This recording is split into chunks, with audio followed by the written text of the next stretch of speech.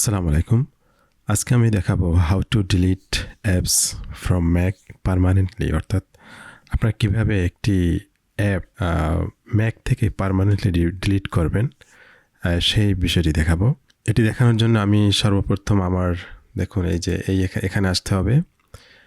এই যে ম্যাকের যে অ্যাপ্লিকেশন যে মেনু আছে, অ্যাপ্লিকেশন মেনুতে ক্লিক করে এখানে আসতে হবে। তো এখান থেকে যে অ্যাপটি আমি ডিলিট করব সেটি আমি এখান থেকে সিলেক্ট করতে পারি। এটি যদি ডাইরেক্ট এখানে ফেলে দেই তাহলে ডিলিট হবে, বাট ফুল ফাইলগুলো ডিলিট হবে না, সিস্টেমে ফাইলগুলো থেকে যাবে এবং ওই সিস্টেমের ফাইলগুলো আপনার কম্পিউটারের মেমোরি কিন্তু দখল করে থাকবে। তো সেজন্য সিস্টেম ফাইল সহ এই অ্যাপটি ডিলিট করতে হবে। তো ডিলিট করার জন্য প্রথমে এখানে সার্চ যে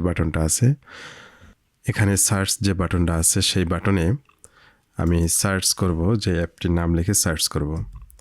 ওকে, VOV। ওকে, চলে আসছে। এখন এখান থেকে দেখুন অবশ্যই দিস ম্যাক সিলেক্ট করা থাকতে হবে এবং এই যে একটা অপশন আছে রাইট সাইডে প্লাস আইকন, এখানে ক্লিক করতে হবে। ক্লিক করে এখানে দেখুন নেম, এখানে অনেকগুলো অপশন আছে, but I have to select the name option and matches. ঠিক সেম এখানে আমি আবার টাইপ করি অ্যাপের নামটি। ওকে,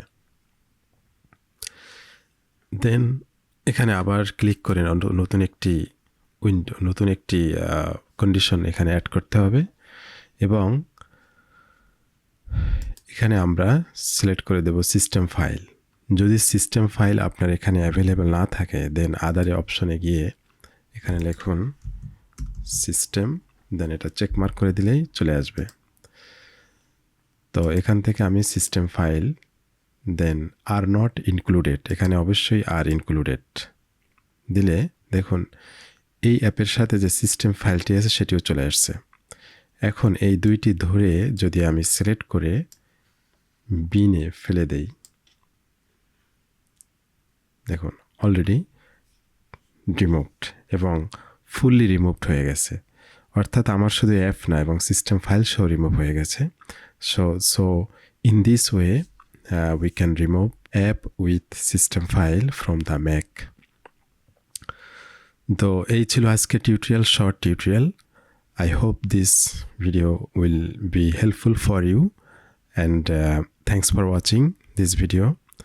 And পরবর্তী ভিডিও দেখার আমন্ত্রণ জানিয়ে শেষ করছি। সে পর্যন্ত সবাই সুস্থ থাকুন, ভালো থাকুন, আল্লাহ হাফেজ।